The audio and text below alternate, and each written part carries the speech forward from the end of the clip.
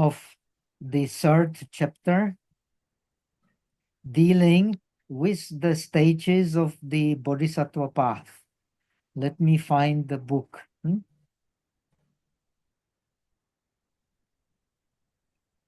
Aha, here. Lia Shu Fashin Yo San Jung. So we have learned that there are three kinds of bodhicitta. Three kinds of bodhicitta. Please remember, we can say three kinds are three stages.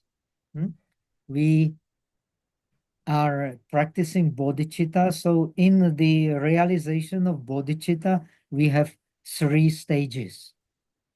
So the first stage in which we are all in, actually, I have heard even the His Holiness Dalai Lama and some good practitioners like Shen Yen. I don't know if it is expression of their the humility, or if so normally we ordinary applicants for the highest non-dualistic realization, we are based on the first stage of practice, which is based on success in faith. That's why this treatise is called Awakening of Faith in Mahayana. So we think that having faith is quite easy, but actually, when you read this treatise, to accomplish the faith, which is connected, faith in Buddhism, Shraddha, has many meaning. Among others, it means clarity, prasada or pasada in Pali, and it even means prema, which is love. When we have faith, we have love. So here I am in. Sorry, excuse me. A little bit not clear. Fasa said, laugh, Love. But love love. in Sanskrit, you have many names. Many names for English is rather simplistic. You have love, and it can mean many things. Okay. It can mean erotic love. It can mean love for the country. It can mean love for the family. It can mean also religious love. It can mean devotion. When in Sanskrit you speak of prema, you usually mean devotion. So, as you know, Mahayana is connected with the devotional movement, which has dominated the Indian scene after the Abhidharma stage or analytic stage. You have the devotional stage. In Buddhism, it is connected with Mahayana. In Hinduism, it is connected with Bhakti movement, Krishna cult. And even in Jainism, you have the Bhakti movement. The Bhakti means worship, but Bhakti is connected with prema, which means religious love. In the Greeks, they were much more intelligent than we are, the modern people. They had special name for religious love. They call it agape. And the love connected with attachment, they called eros. This very common word, eros. Now, in order to understand religious love, we have to have faith. Without faith, we cannot understand religious love. So Religious love is love for the highest principle. If we don't have higher principle, we cannot have the high love. So in the Buddhist tradition, it is in a way connected with Maitri. Maitri also means literally friendship, but it means a pure love. Love which is separated from attachment. And the love which is connected with higher principle in tantric tradition, especially we speak also of prema. So you can connect even normal love with the high principle. This is common to mysticism and common to Tibetan Buddhism. We can connect the love for ideal like a bodhisattva, like a Buddha. It is also prema. And the love which you use to attain the higher principle, it is also called prema. So Vasubandhu in Chisholun in Abhidharma Kosha explains Shraddha, the faith, which is literally interpreted as avakalpana, okapana, which means arranging oneself with the principle, with a li, with a high principle. Like in Buddhism, the high principle is dependent origination. We are Buddhist because we believe in dependent origination being the high principle through which we can realize the ultimate reality. And the ultimate reality we can only realize when we have love for the high principle. So now here in Kaohsiung, I have been asked to speak about the 4 Brahma Viharas, the 4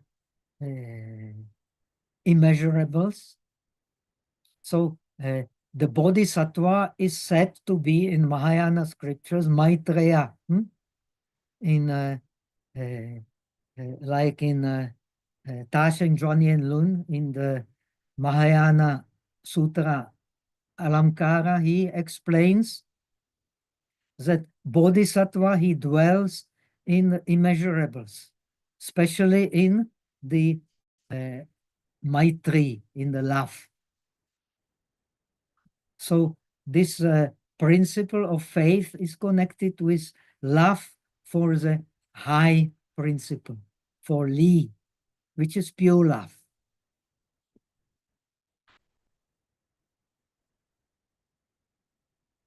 So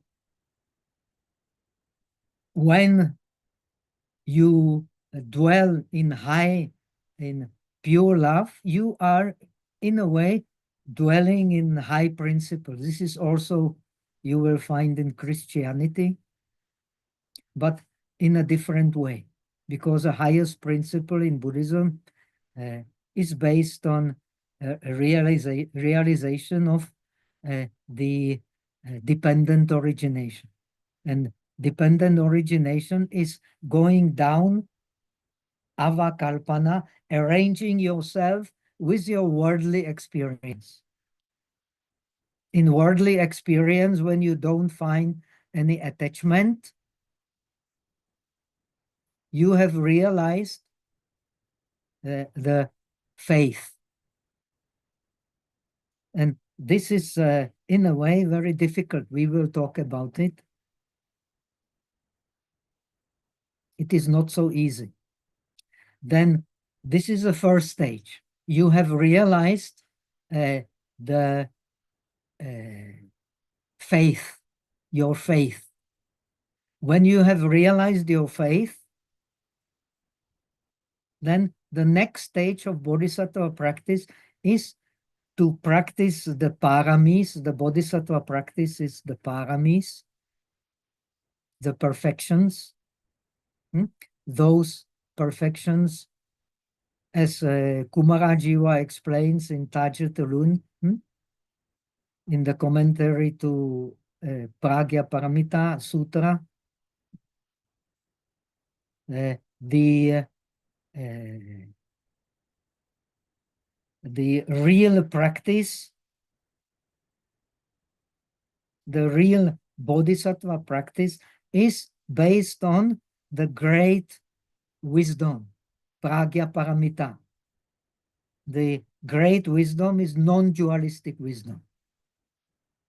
And in the bodhisattva path, you only realize non-dualistic wisdom when you have a perfect faith. We may believe in bodhisattva path, but we can only enter deeply into the bodhisattva path when we have realized the faith. Then we can practice on the base of the great wisdom, which is non-dualistic. We want to practice with the non-dualistic wisdom, but we are always frustrated by dualism. No way to get out. That's why even the great practitioners, they say they are still in the stage of penetrating the faith. The Master Shen Yen, with whom I had the privilege of spending some time, he always emphasized that he is clear about his faith, so he is not afraid of falling into lower destinies. When you realize the faith, you have no fear of falling into lower destinies. So it is actually a great achievement, in a way parallel to the when you practice according to Sarvastivada, when you have attained the tolerance of the Dharma, the Kshanti, the Zen stage, after the heat stage and the summit stage, then you are not anymore bound to lower destiny. And similarly, for a bodhisattva who has realized the faith, he is not afraid of lower destinies. On the contrary, when he falls into lower destiny, it will be only to learn more Dharma. Because understanding suffering is to learn more Dharma. That's why you have like Kshanti, you have like Kshiti Garba, Tizang Bosa. He has a vow to liberate all hells because he has completely perfected his faith. And his practice based on faith, which is the real parami practice. Real parami practice, according to Pragya Paramita, according to Tajatulun, is only after you have realized the stage of the faith. Then you can practice based on non-dualistic wisdom. This non-dualistic wisdom is called Pragya Paramita, the perfection of wisdom. The dualistic wisdom, differentiating wisdom, is not called the perfection of wisdom. But we need also the differentiating wisdom to realize the highest wisdom. And then you have the stage of realization, that is, you have the bodhisattva bhumi. Literally, bhumi means the soil of bodhisattva. The soil of bodhisattva is the realization of the pure mind, of the non-dualistic mind. And then you are sure, just like in the practice of the disciples, when you have attained entrance into the stream, sotapanna, you have a direct experience of nirvana. When you have direct experience of nirvana, this world ceases to be true. This is great achievement. Similarly, when you have attained the stage of the bodhisattva, realized bodhisattva, even the first stage, which is called the stage of pure mind, Kinshin, or it is also called Si, joyful stage, Pramudita, because you never lose the joy of non-dualistic wisdom, which you then deepen in the practice of the paramis based on non-dualistic wisdom. This is very difficult. Maybe in the modern times, we have very few examples of the bodhisattvas in China or in Tibet who have realized this stage. Like Xu Yin, Lao Heshang.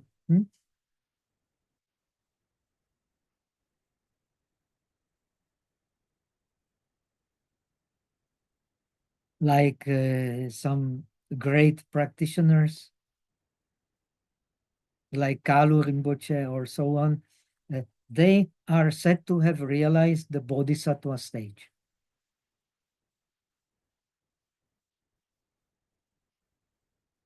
So then the stage of realization is then from the first bodhisattva bhumi, first bodhisattva stage, to the 10 bodhisattva stage, which is called the Dharma Mega, the cloud of Dharma. Then you are ready to achieve the supreme body in just one instance by changing the consciousness into mirror wisdom, to use the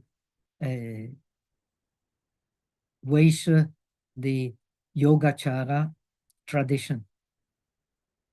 When the mind connected to differentiation and thus connected to subtle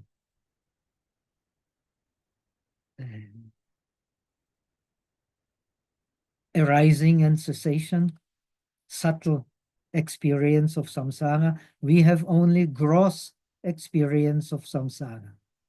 When we become real bodhisattvas, we will have a subtle experience of samsara. So when we have subtle experience of samsara, what will happen? So we are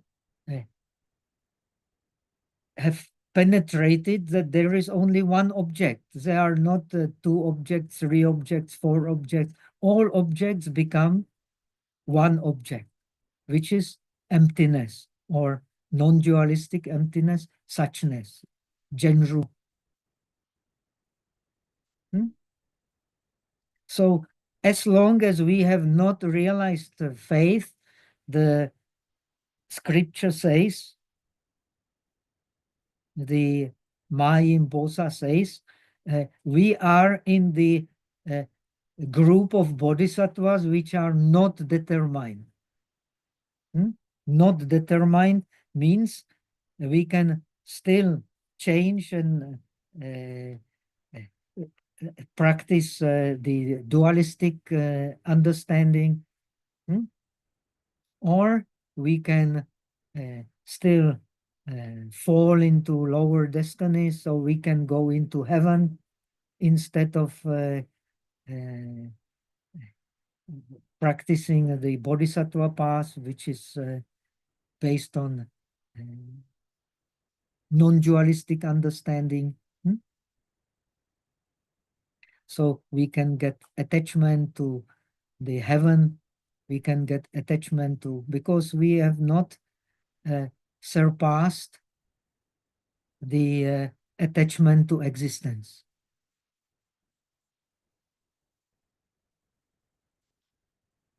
So the last time we have explained this perfection, attainment of perfection in faith, which is the first stage, is based on three kinds of mind. We need three kinds of mind to attain perfection in faith. The first mind is called zhixin, the direct mind. Direct mind means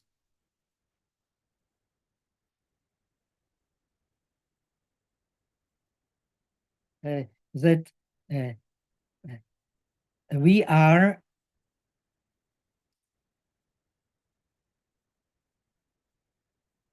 connected. We connect our practice, they call it to Xing Ken Pen, to the root of the practice. We are connected to the root of the practice, which is suchness. And we understand that all our experience is not separated from suchness. That is a direct mind. So in order to enter the path of enlightenment, we have to practice mindfulness, four foundation of mindfulness. This four foundation of mindfulness, if we have perfected the phase, become actually one foundation of mindfulness. The understanding that all objects, which can be summarized as body, sensations, mind, and mental objects, they boil down to one object. Everything is mind appearance, images of the mind, the nimitta. Every xiang, every image in the mind, every symbol in the mind that we see is actually the image of the mind. Beside the images of the mind, nothing really exists. This is, we know we are now connected to the Weishe, to the mind-only tradition. Mind-only tradition has two branches. One explains dependent origination based on alaya. You should know it, which is mind which dwells, literally, mind which sticks to the world.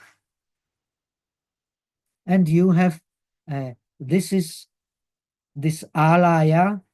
Buddha is teaching in Tieshen meeting that this alaya he is not teaching because we can mistake it for the self. So he has not taught it in the agamas, in the nikayas, because we, ignorant beings, we can identify it with the self.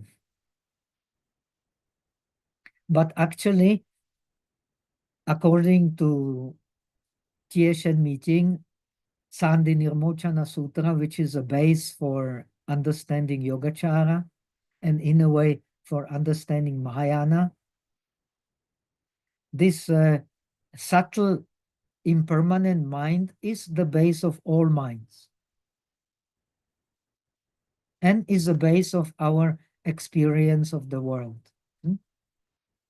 So it has the aspect of, as we have explained, of self-witnessing, hmm?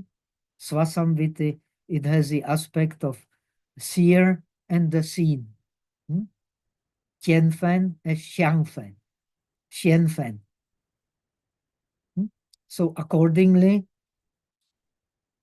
we have the karmic consciousness, we have the Zhuan Shi, the evolving consciousness, and we have the revealing consciousness. Hmm?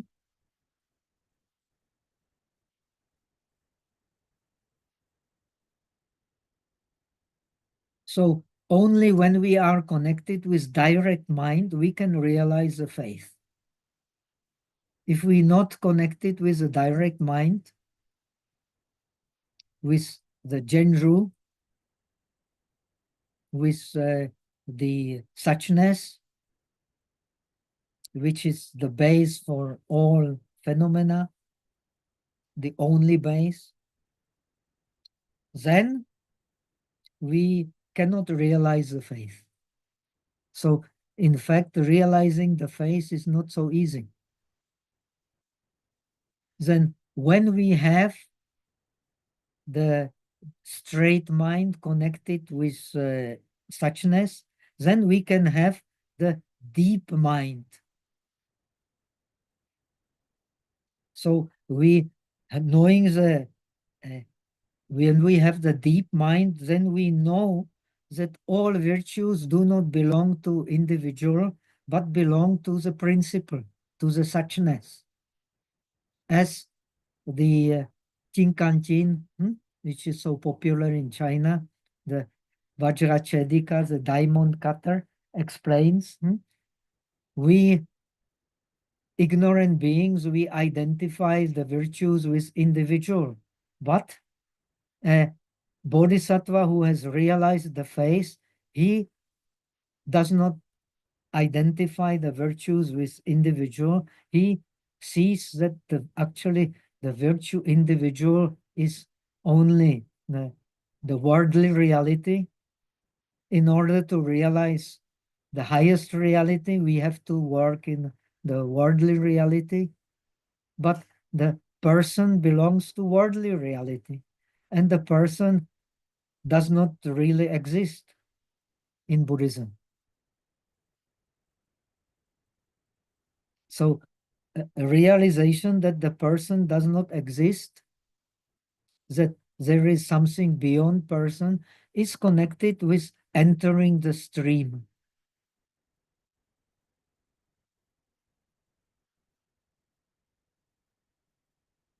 So when we have deep mind, we are connected with the animita practice, the practice not connected with real objects.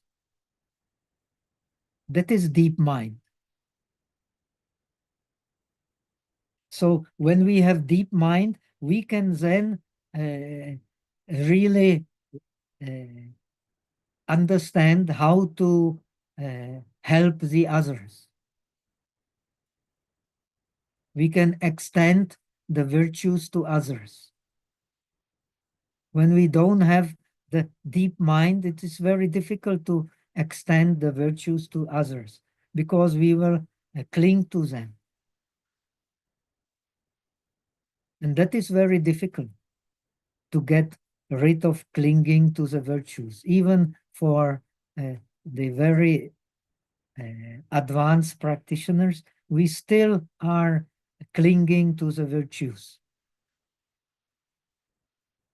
because we have not penetrated the faith, or if we are the disciples, we have not uh, entered the stage of tolerance of Dharma, Shanti.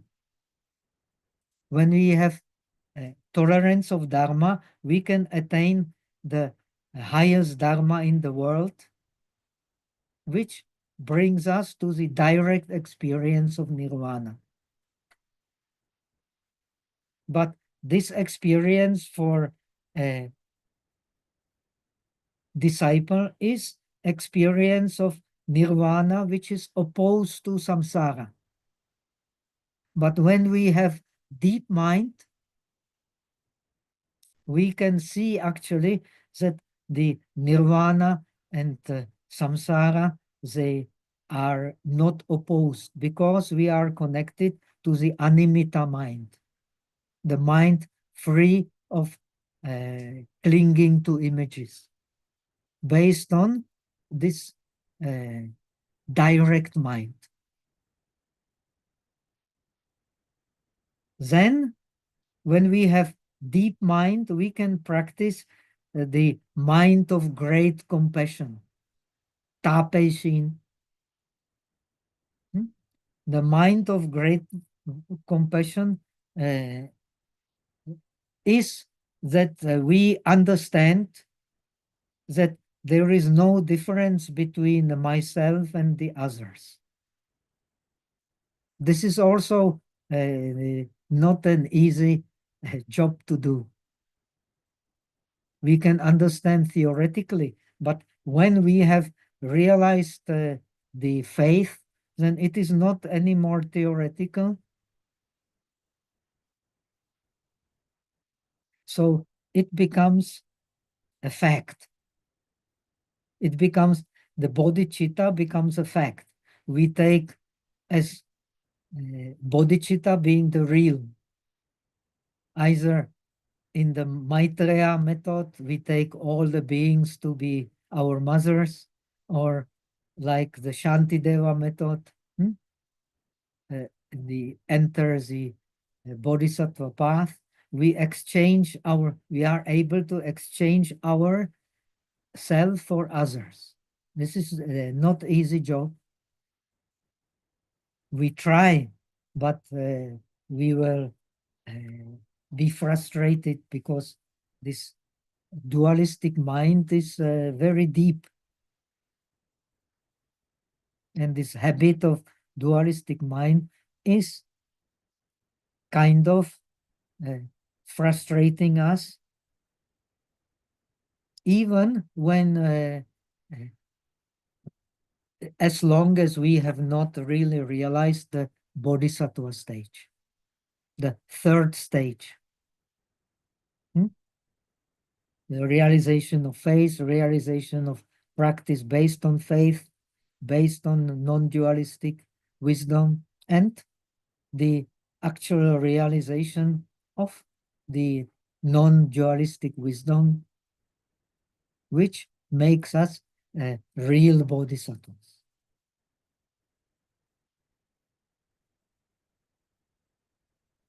So then we have come to this doubt. It says that since pure substance, the T is one, just Genru, the suchness, there is no other substance, there is no other Svabhava except the Genru, except the Tathata. So, how, since according what we have learned in the beginning, the Qi and Xiang, the essence and the facts, which are the images or objects, we cannot be separated. And they are all based on one mind, which has the great essence, great Xiang, great attributes, and the great Yung, the great functions. So since there is this great essence everywhere, this great essence, the suchness penetrates everywhere. It is connected with a body of wisdom, which also penetrates everywhere. So this would mean that we just need to practice this direct mind. So what is use of using so many skillful means, when we can just practice a direct mind, and this is can should, because this suchness penetrates everything. This should be enough to attain the kushala, the virtues leading to the realization of suchness.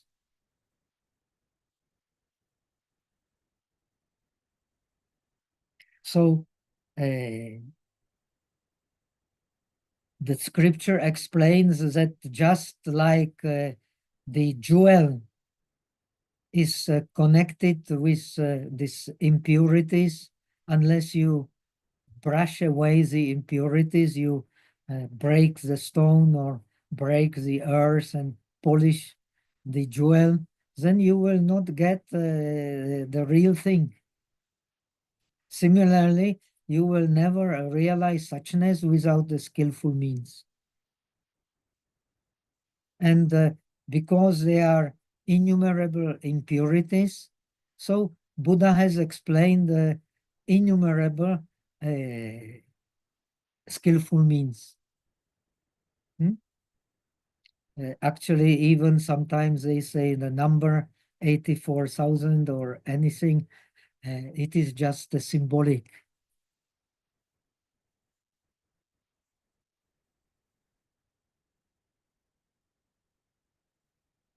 So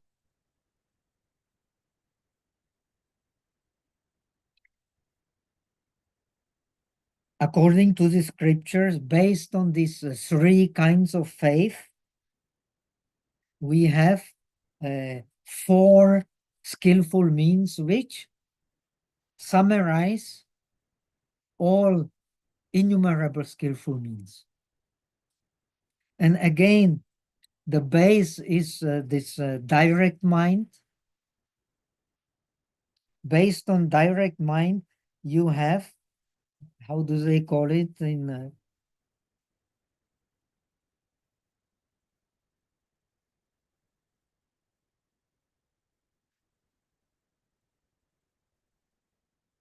you have the also, I think, the skillful means of Shinkenpen, that rely on the non-dualistic wisdom, which not only Shinkenpen means the root or basic practice. Basic practice is connected to the direct mind, to the recollection of suchness as being the base. And here they call it Shinkenpen, which means the root practice. The root practice is understanding that only non-dualistic wisdom can remove not only the veil of kleshas, of impurities of mind, but also the veil of knowledge, Gneya Avarana. Gneya Avarana, Gneya means from object of knowledge. That means the veil separating us from the real object of knowledge, which is suchness. And only a realized bodhisattva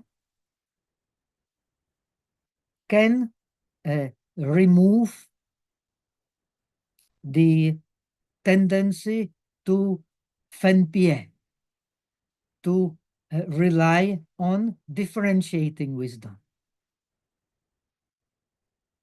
As long as we are not realized bodhisattvas,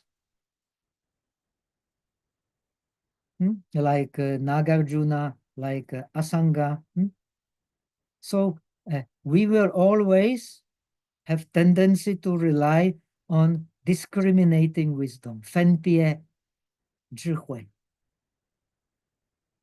When we have realized the real bodhisattva stage, the first bhumi, we have no more reliance on differentiating wisdom, Fenpie Zhihui. We have reliance on Wu Fenpie Zhihui. Not based on faith, but based on direct experience. When we are in the lower stage, not in realization stage, we have understanding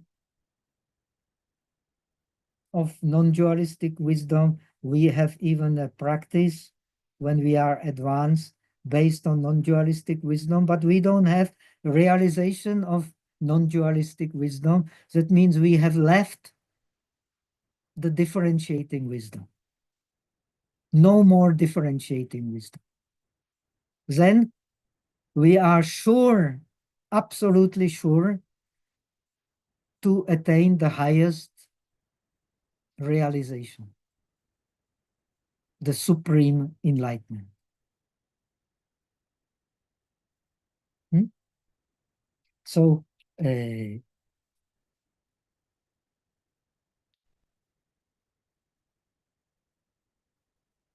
so that means when we have this Shin Kanpen, because we have realized our phase, then we are connected to this direct mind. So we are really trying to help all beings, understanding that the true virtues are connected to the winning of all beings for Dharma, because all beings have actually this suchness, which is the base of the mind, which is a true mind. It's even called the Genshin, the true mind. So when we have this true mind based on this Shin Kanpen, Fangpian, based on the skillful means of being connected, our practice is connected to the root, then we understand the bodhisattva practice is not dwelling in nirvana, not dwelling in samsara. So one can contemplate that which is beyond existence and non-existence.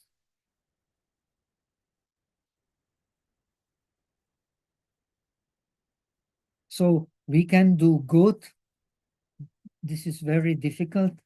We can do good without uh, craving for the results. So actually, the practice based on root, on suchness, is doing good without craving for the results. This is a very difficult stage.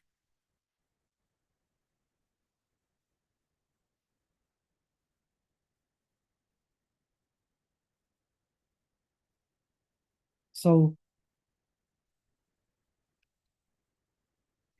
we are connected to what is called in the scripture to the body of wisdom.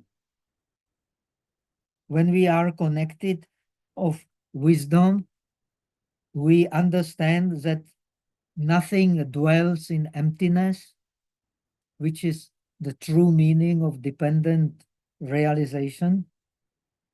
And since nothing dwells in emptiness, when we understand it, we can have Shinkanpen, we can have the root practice. Do good without holding to good, without looking for results of good. The next skillful means, based on this deep mind, is the skillful means of stopping, 知方便. We have learned before in this very scripture that the bodhisattva path starts with stopping the evil. When we stop the evil thoughts, we don't let them continue, then the scripture explains we are, so to say, connected with the bodhisattva path, but we are not yet connected with enlightenment because we stop. There is still the self which stops the evil. So if there is still the self which stops the evil, it is enlightenment which is not enlightenment. Kind of paradox. So here, this enlightenment, which is not enlightenment, is connected with the San Hui, Hri Otapa. Hri Otapa, or Hri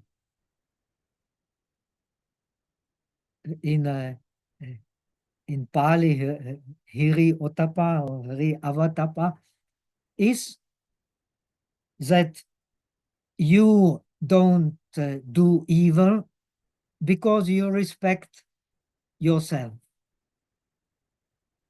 When you want to practice Dharma, you have to respect yourself. If you don't respect yourself, you cannot practice Dharma. Then you can do any nuisance.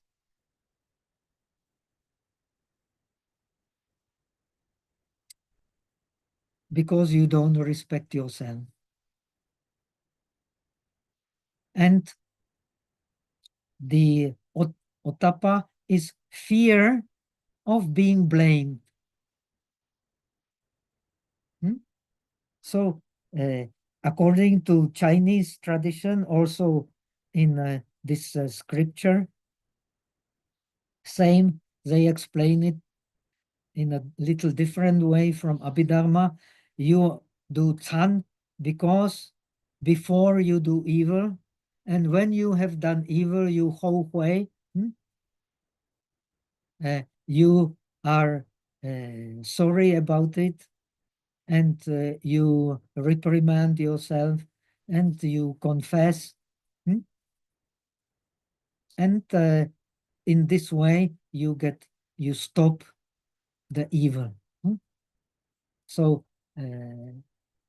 either you don't do evil because you respect yourself, you don't do evil because you respect, you are fearful of being blamed, or you don't do evil because you have some good roots in yourself, and when you have done evil, you Hou Hui, you are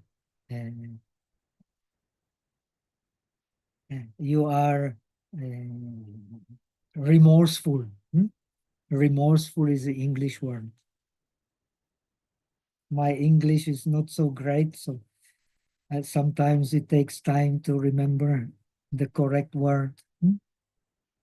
So before you don't do evil because you have Chan, when you do evil, you have Hui, or you don't do evil because you respect yourself and you don't do evil because you are fearful of being reprimanded. And then you actually cannot practice well.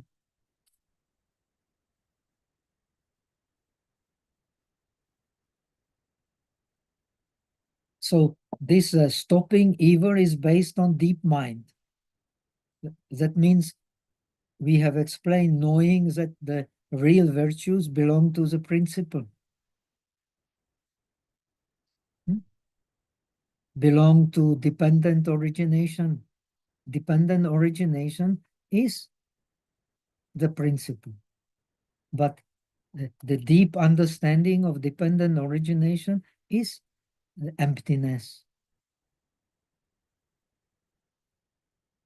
Whatever arises by causes and conditions can only arise in emptiness. It cannot have any real self-existent nature. That is a deep understanding of dependent origination. You will find it even in the scriptures of the disciples, but it is not explained.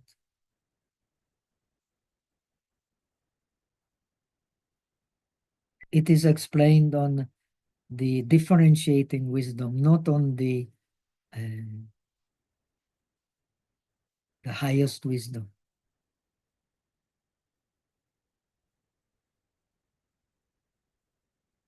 Then another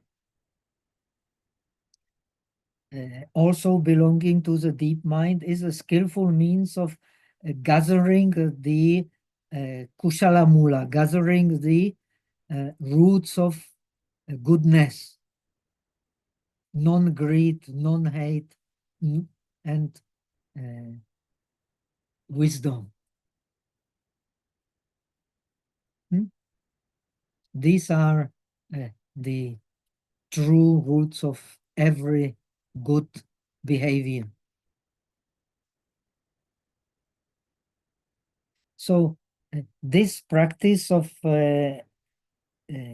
increasing the roots of good is connected with what for Buddhist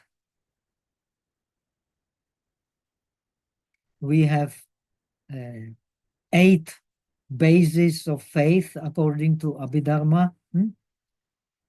We have faith in Buddha, we have faith in Dharma, we have faith in Sangha, we worship them. And we have faith in faith that the past 5 aggregates, present 5 aggregates, and future 5 aggregates is the dependent origination.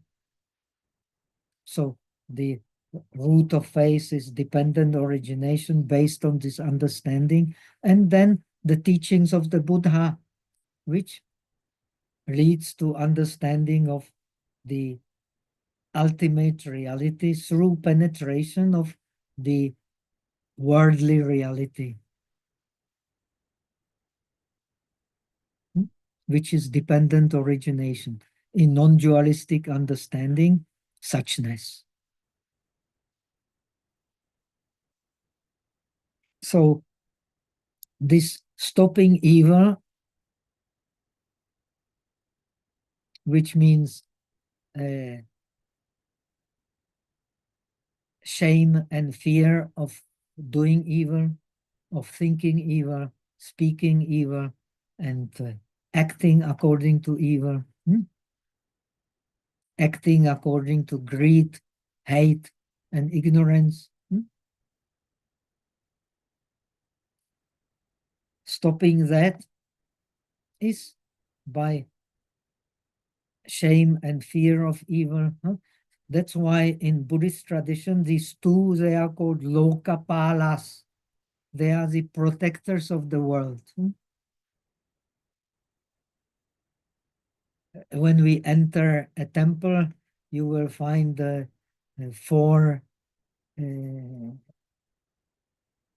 Dharma protectors. Actually, the real Dharma protectors, they are this shame and fear.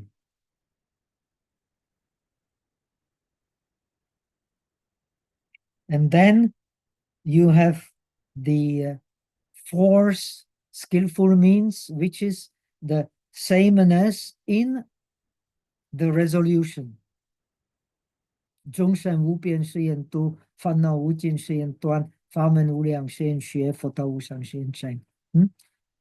This is a base. I vow, I have a resolution not to liberate myself, but to liberate all beings, because all beings have the Buddha nature. Why I should not practice hate, greed, and ignorance? Because all beings have the Buddha nature. This is a wonderful, skillful means.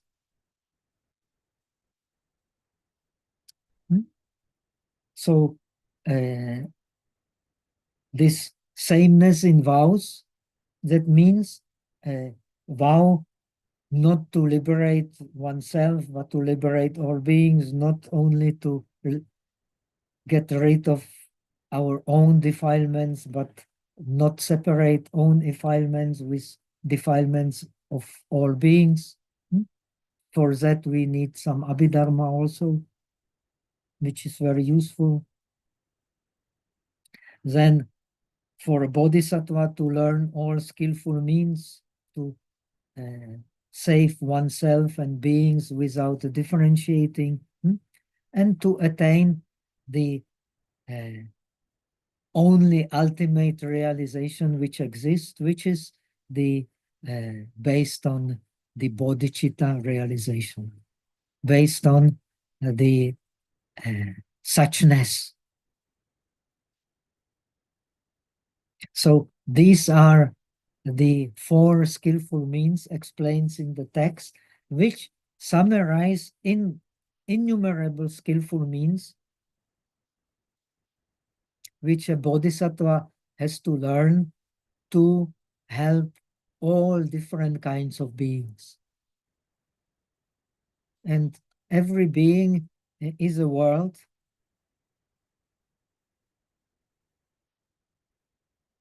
So we actually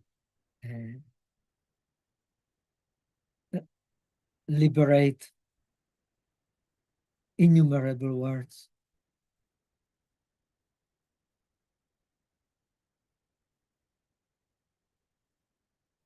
So due to this determination and due to these other skillful means, this practicing based on the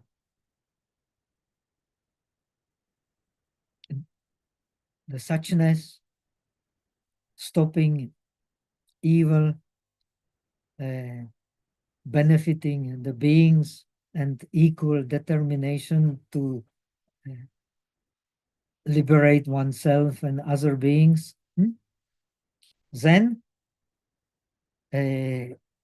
based on this, the bodhisattva can get a kind of a realization of the faith, which is connected with the clear vision of the Dharmakaya, of the body of the Dharma. Usually, the mind is connected with, the real mind is connected with Dharmakaya, that is the Genshin, and the real objects are connected with the Dharmata, with the Fashin. So the non-dualistic realization is the realization that body and mind cannot be separated. Both exist in Fashin, which is more emphasizing the objects, and both are connected with the Dharmakaya, which is emphasizing this suchness of the mind. Suchness of the object is Dharmata, suchness of the mind is Dharmakaya, but they are inseparable.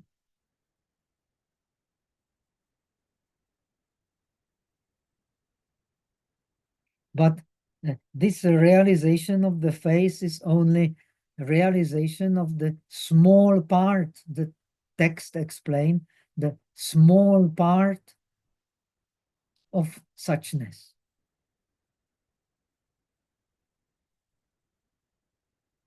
But it is said when we have the genuine realization of the suchness, we can understand. The text does not say understand, but actually what is meant is understanding, visualizing the 8 miracles which the Buddha has made to benefit all sentient beings. So he consciously go to the womb of the mother, consciously dwell in the womb of the mother, consciously goes out of the womb of the mother. Then he does the great renunciation.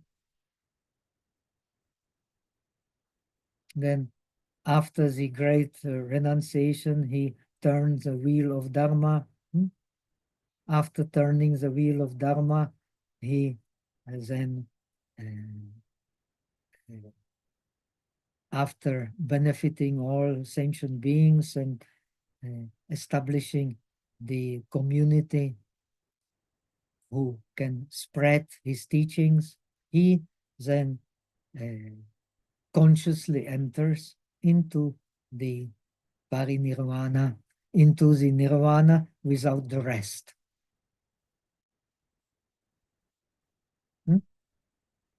Buddha is also an arahat. The arahat, as long as he lives, he is in nirvana with the rest. For Buddha, it is the nirmana kaya. Then when he passes, then he passes into nirvana without rest. According to non-dualistic teaching, in order to pass into the real nirvana without rest, one has to get rid not only of the defilements of the mind, but even the vasanas, even the tendencies of the mind to defilement, which is, of course, much more difficult.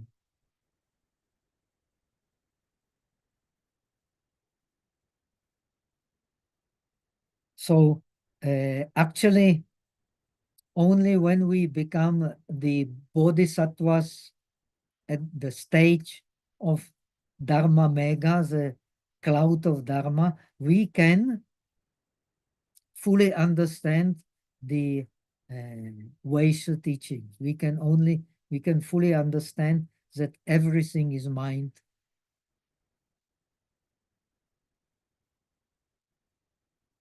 So even the highly realized bodhisattva has not penetrated the Vaisha, has not penetrated that everything is just Vigyapti Matrata, just the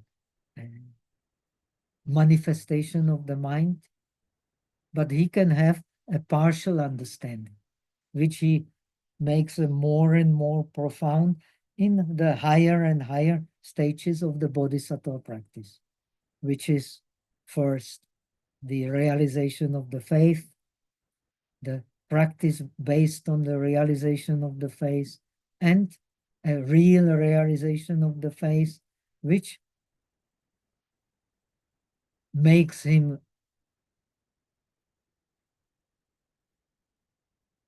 acceptable or open to not only realization of removing defilements, but also to the realization of all objects of wisdom. All objects of wisdom is the realization of the mirror wisdom.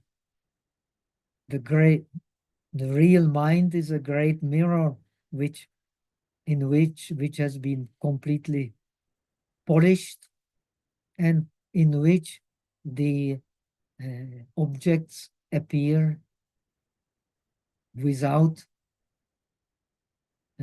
any particular attention. So they are revealed without attention. For us, we need attention. we need to investigate. For Buddha, all objects are just revealed, just like in a clear mirror, without any particular attention.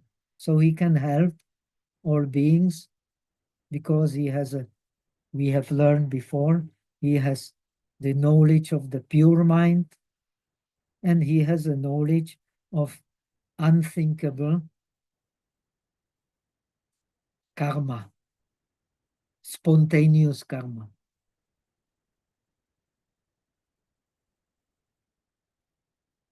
When you train in Zen with a good teacher,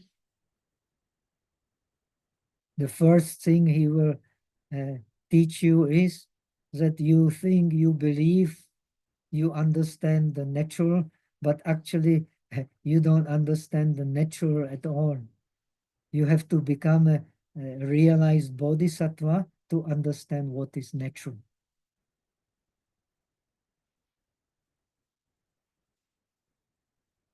So according to Vaishya, only the fully realized Buddha has the full understanding of the natural, because his mind, his base of mind, his alaya, becomes the great mirror wisdom.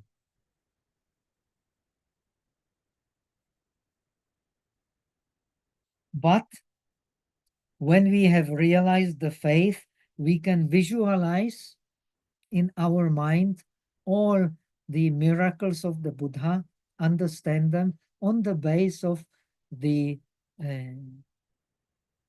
three bodies of the Buddha. The real body of the Buddha is suchness. The skillful means for realizing the suchness is the Paoshen, the Sambhogakaya, the body of enjoyment. And that which has a definitive shape, not a mind shape, not a shape based on mind wisdom, is the Nirmana Kaya, the created body, which anyone can see, but which is still very important.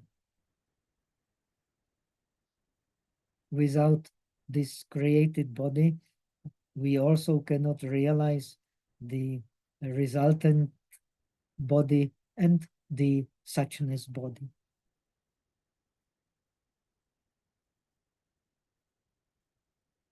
So the faith has the power of transforming the personality so that we can even visualize these 8 miracles of Buddha's life as something which is understandable to the faith.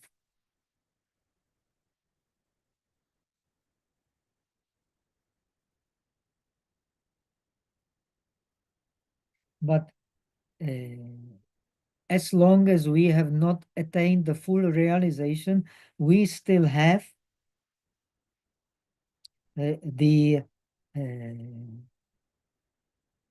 we still have the Yolofa, the Sashrava dharmas. We still have impurities of the mind, which become more and more subtle as we advance in the bodhicitta practice, which is a bodhisattva practice.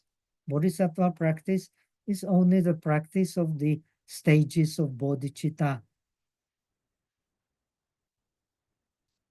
So this practice of bodhicitta becomes clear by the power of our vows, which is based on the power of faith and power of practice based on the faith. So the power of Bodhisattva is based on the power of his determination. Without the realization of the faith, your power of determination will not be complete. Very famous story in Tajatalun, even the great Shariputra, when he was challenged by the by Indra, who appeared to him in the shape of an old man, asking for his eye. When he has given his right eye, he asked him for the left eye. So he gave up his bodhisattva vows, and because of his virtue, he became, so at least the Kumarajiva explains, he became the supreme among the disciples.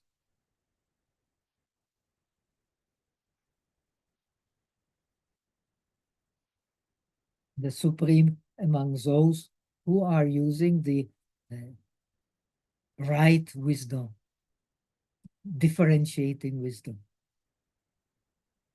but not going beyond the differentiating wisdom.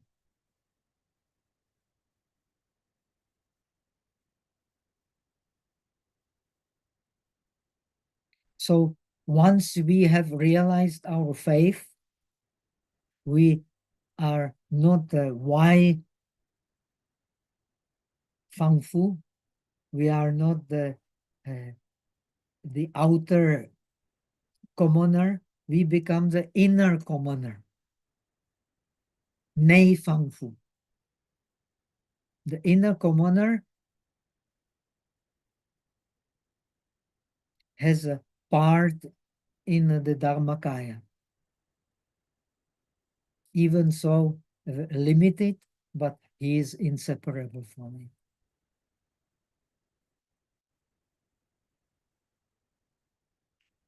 Then the text says that such a person who has realized faith, the sutra says that he can still fall into the durgati, into the lower destiny.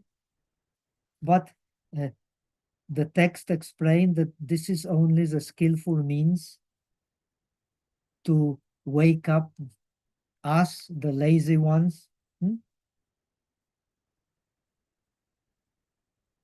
Actually, when we have realized the faith,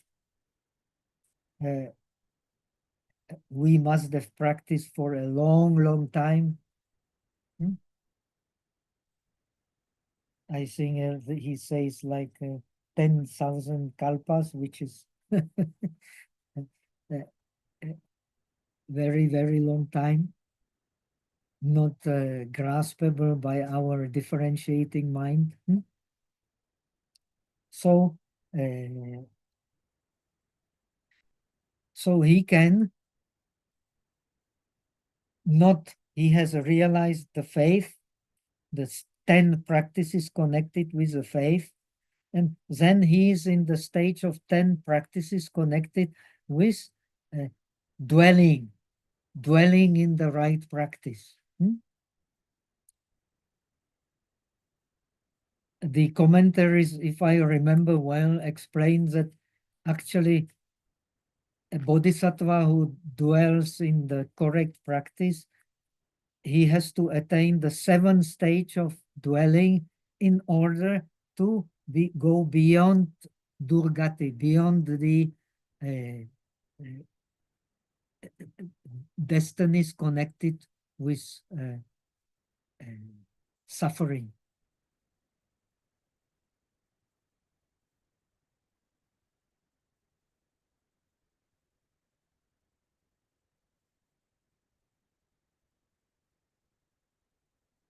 But actually, the achievement of someone who has attained the faith and who dwells in the correct practice, and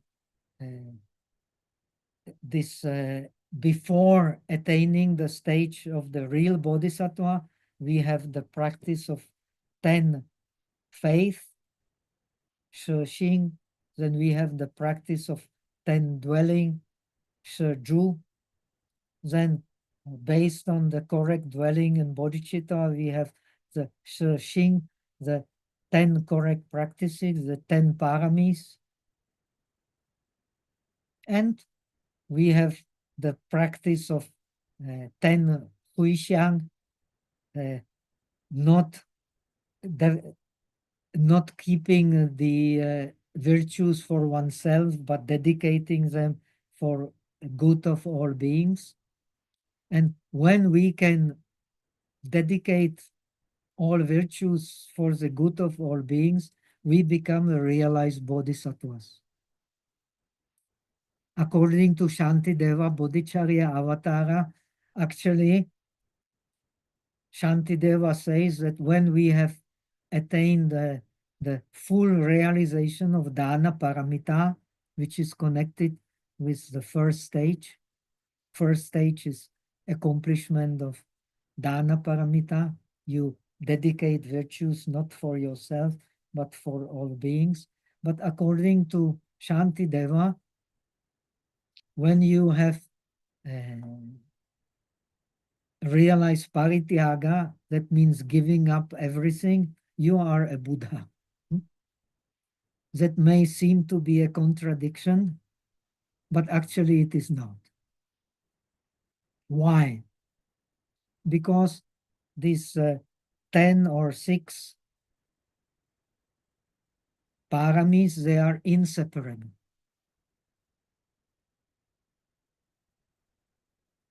We separate them in order to understand them together.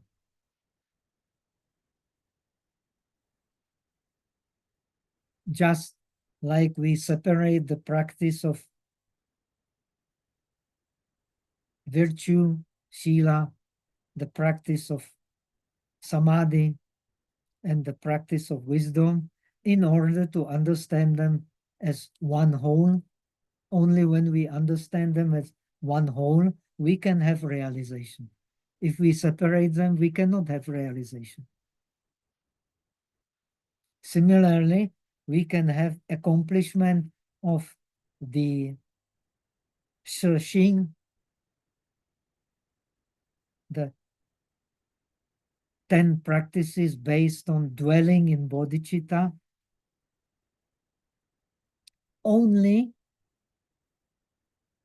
when we have understood that they are, so to say, always interconnected. You cannot realize the non-dualistic wisdom without realizing the pure giving, pure virtue, pure tolerance, pure effort, and pure concentration. So the practice, as everything else in dependent origination, the practice is connecting everything into one whole. So only then we can understand that everything is suchness, that ultimately there is only one object. For us, the many objects,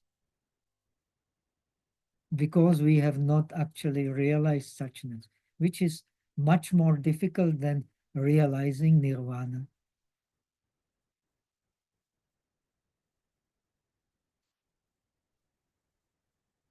So when we have real understanding of faith, when we have realized the faith, then we can attain the second stage, the understanding of real conduct. Real conduct is based on, as the scripture says, on Li Xiang. leaving the grasping of object as being something real. Xiang or nimitta or image has many meanings in Sanskrit, also in Chinese. The Chinese translators like Kimoloshe, they were of extreme wisdom.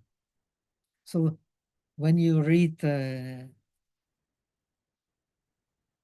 Kimoloshe, the xiang can mean image, can mean a symbol, can mean object, because all actually we can see is the images of the mind.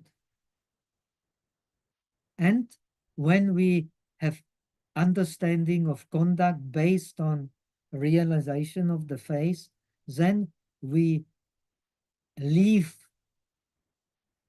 clinging to images of the mind.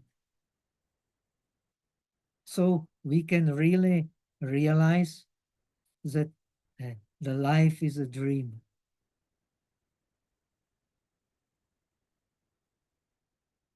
So this is a superior practice.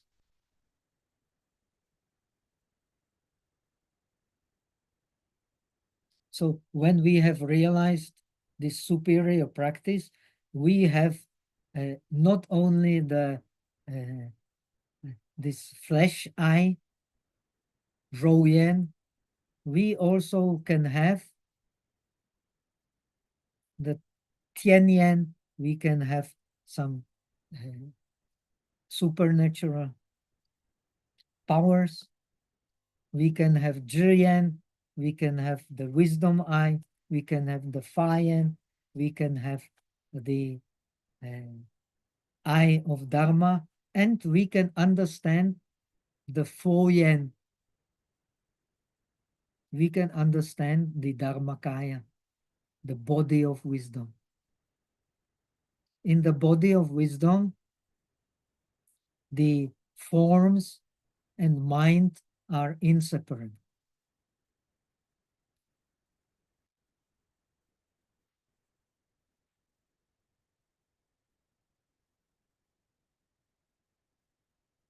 So because we have not realized yet this five eyes,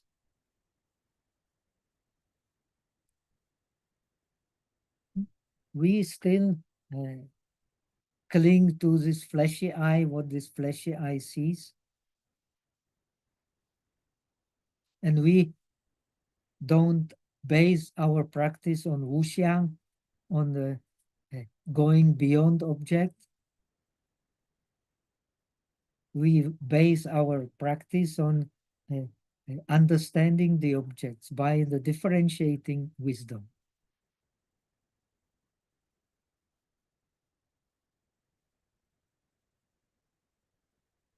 So when we are still training to be real bodhisattvas, we are based on the principle, on the li. When we become the true bodhisattvas, we are not anymore based on the principle, we are based on the worldly reality, which we want to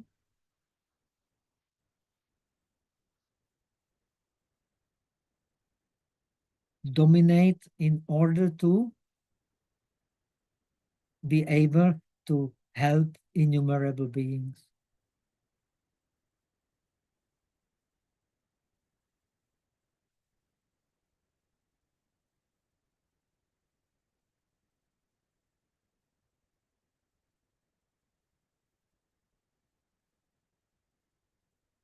So the practice of the face and realization of the face is based on determination to practice faith. Now we have superior practice, second stage, which is not based on principle, but which is based on worldly reality.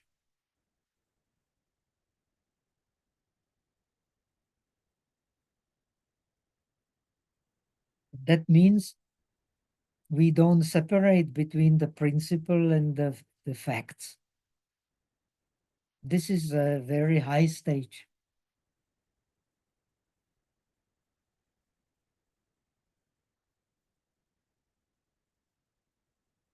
So even when we are realized, until the seventh bhumi, we are still relying on understanding of objects. Only in the eighth bhumis, which is called Achala Bhumi, Putung Ti, we go truly beyond objects so we can master the objects. But when we become real bodhisattvas, we get some understanding how to master the objects. Because we see the principle and the objects as being inseparable. In our case, the principle, the li and the she, they are still separated. So we don't see, as Huayan Avatamsaka Sutra explained, the facts or the objects, they are like the Indrajala, like the net where one jewel reflects the other jewel, as Fazang explains.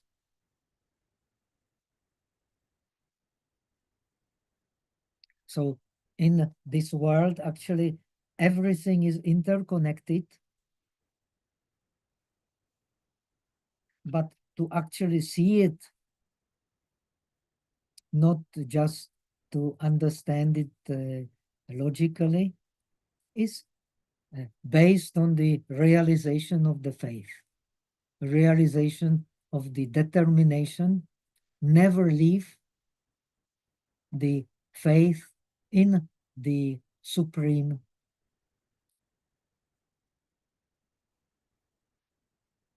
body of wisdom, which penetrates everywhere.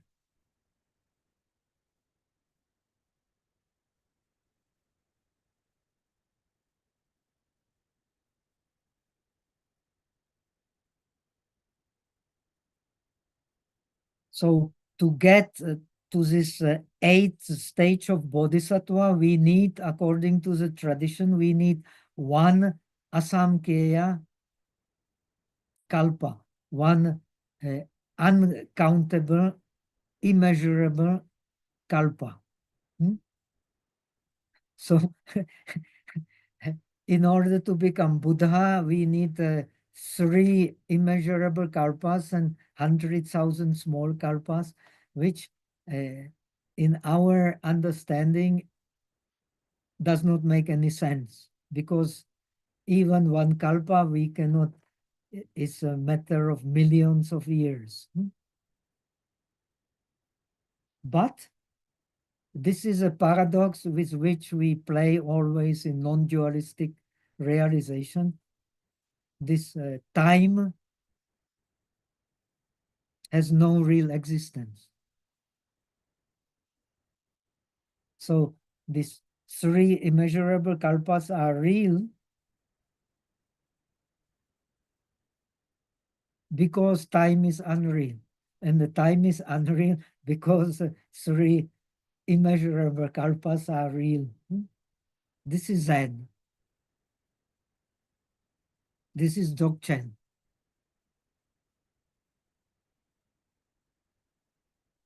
Because in one moment we are connected with eternity.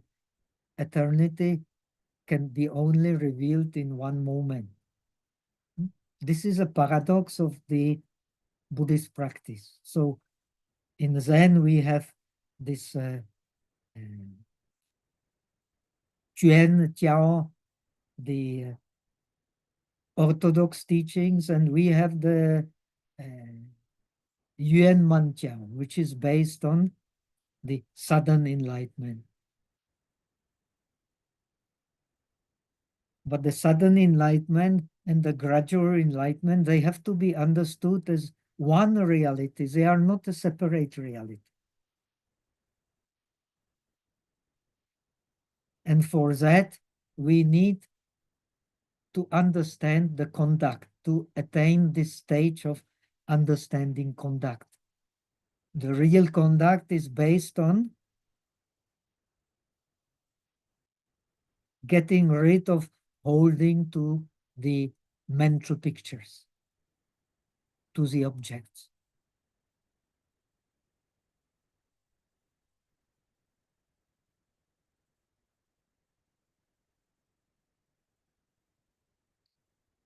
So even when we have become real bodhisattvas, we still keep these objects in mind, but as opposed to us, we don't anymore consider them to be real. So we are, so to say, living the dream of the life.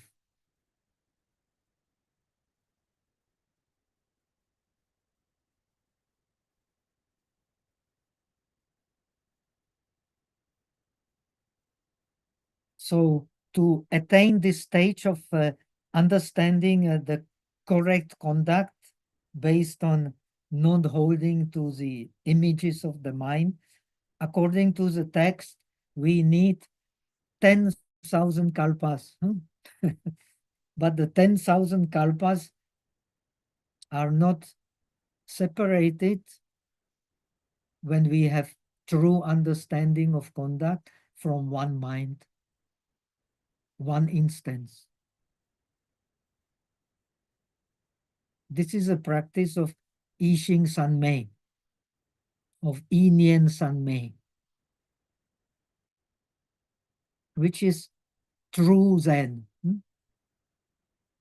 true Chan, the true Dzogchen, the true Mahamudra.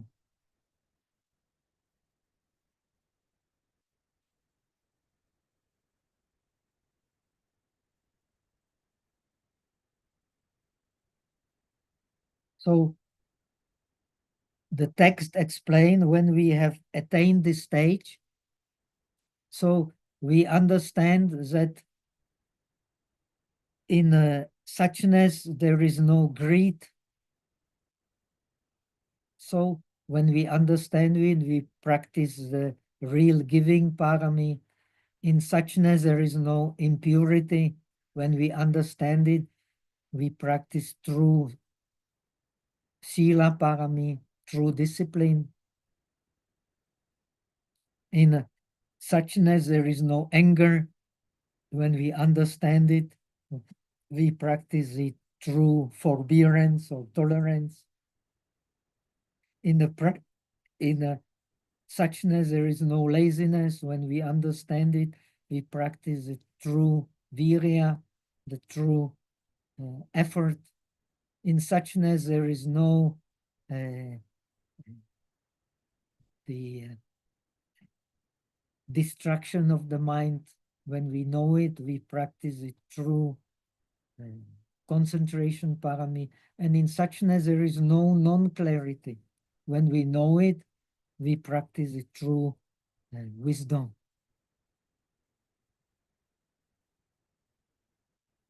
So for that,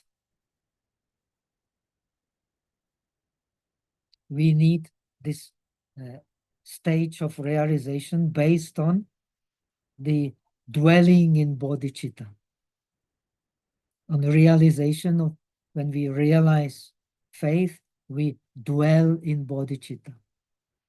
Then we can practice correctly.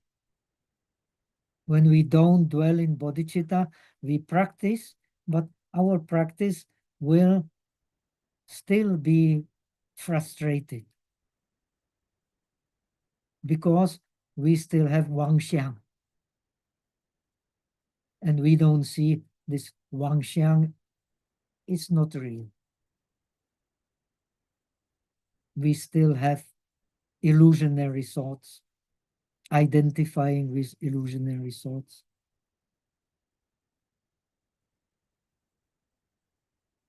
So when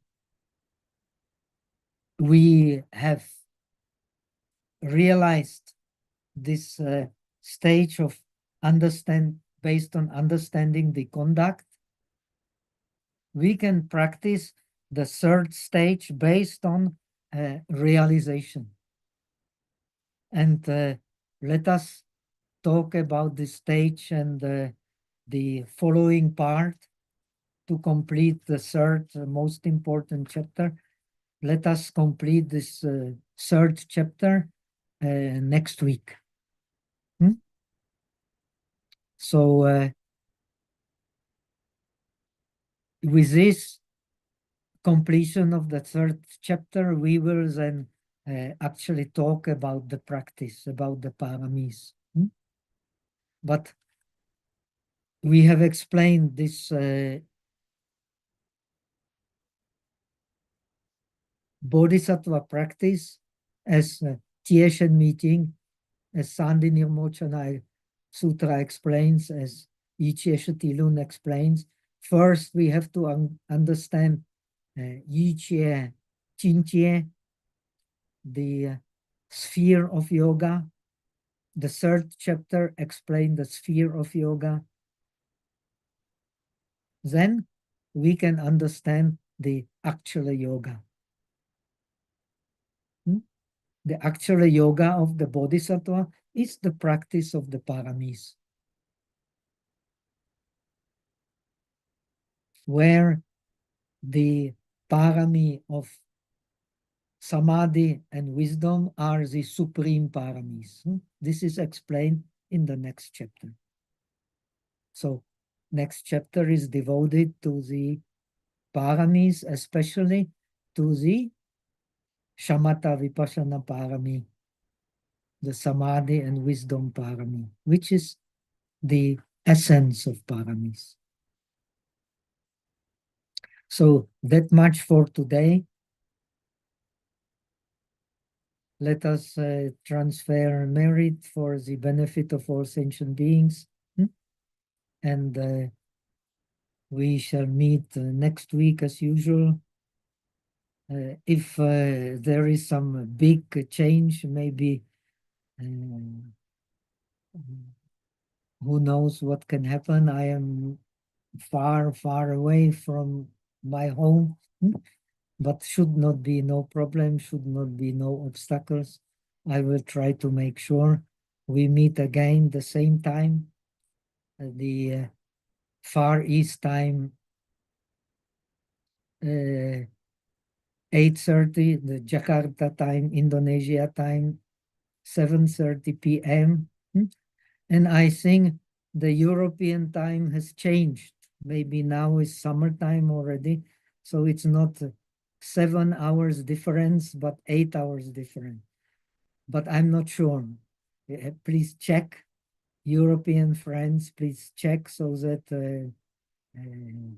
you get clarity. I have no idea in Indonesia or in China, we don't have summertime and the winter time. There is no such difference. So please check. The summertime is 8 hours difference. The winter time is 7 hours difference. When it changes, please make sure if you don't want to miss my talks.